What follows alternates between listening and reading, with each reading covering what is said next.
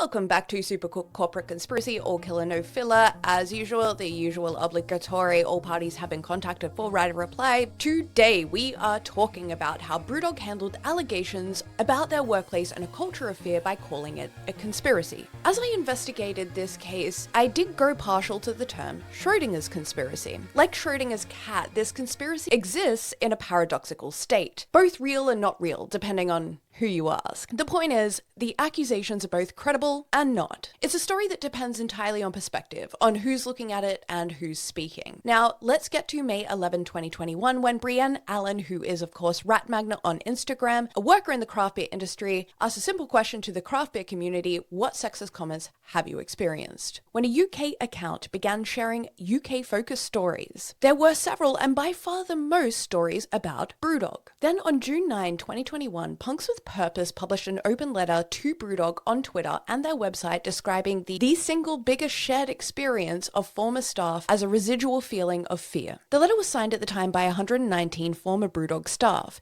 and by the end of the month had received signatures from 327 former and 39 current staff. At first, BrewDog attempted to get the current employees to issue a letter stating that it was no longer like that to work there, and asked them to sign off a letter back to Punks with Purpose calling their letter demeaning. When this was leaked, BrewDog changed course. Then, over several months, James would oscillate between apology and defiance, stating that while BrewDog had historical problems, that there was criminal activity he could not speak of.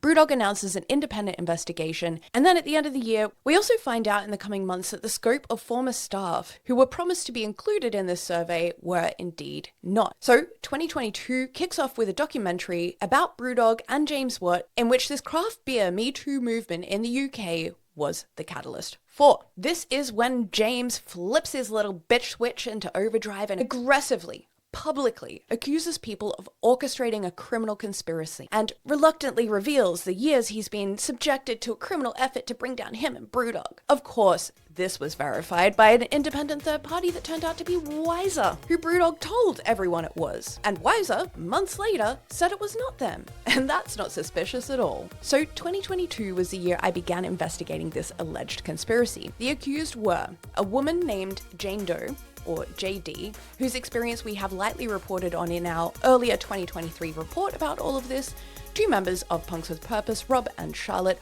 one member of Punks with Purpose, one alleged member of Punks with Purpose but who was not a member of Punks with Purpose, and an outspoken advocate but also a former employee and current shareholder, Ben Duckworth, and as also featured in our aforementioned report, Emily Zium. We can unequivocally vindicate on the basis of the extensive evidence that neither JD or Rob, or Charlotte, or Ben participated in the activity that they have been accused of, the details of which they don't really know, but by and large it's nearly impossible to provide the detail when you can't even get the big stuff right. And bear in mind that this is one alleged conspiracy, right? This is one alleged conspiracy in which everyone participated. That was the word, conspiracy. And that implies that people have met. This is not several satellite conspiracies. As for Zium, here's how she got involved, and here's what she said about the criminal conspiracy. I'm Emily, and I'm the woman that James has sued multiple times over the course of the last 3 years. How did your relationship with James begin? Probably the same way his relationship with most women start. He DM'd me. As was reported in Good Beer Hunting. The understanding on some of that reporting is that you agreed to and did seek information from workers, former acquaintances and activists on behalf of James Watt. You were offered more money at times to record these interactions or for names.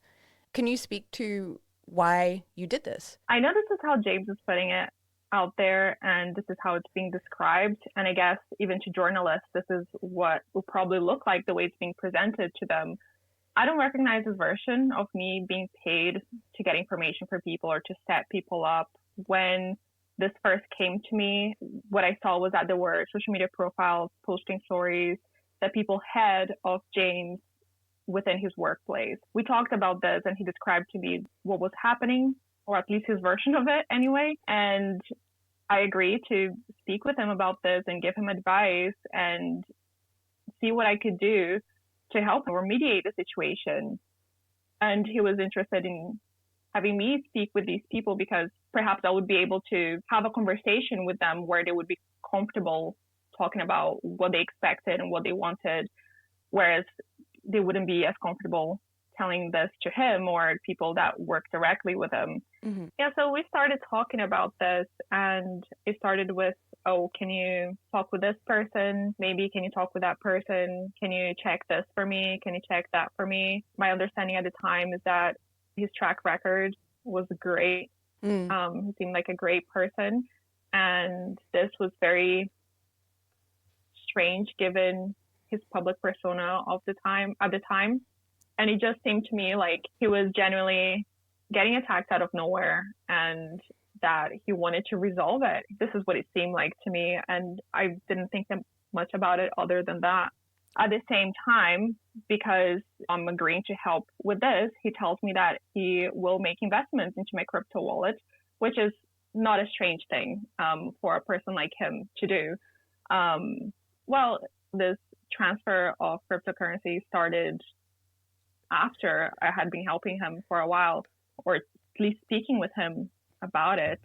And now it's being twisted into me getting information from people and him paying me for it.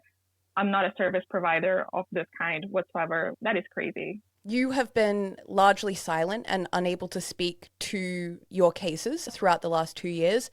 This is also despite you now, and even prior to your cases being processed, labeled as a, quote, known fraudster by James Watt, BrewDog, and their media connections.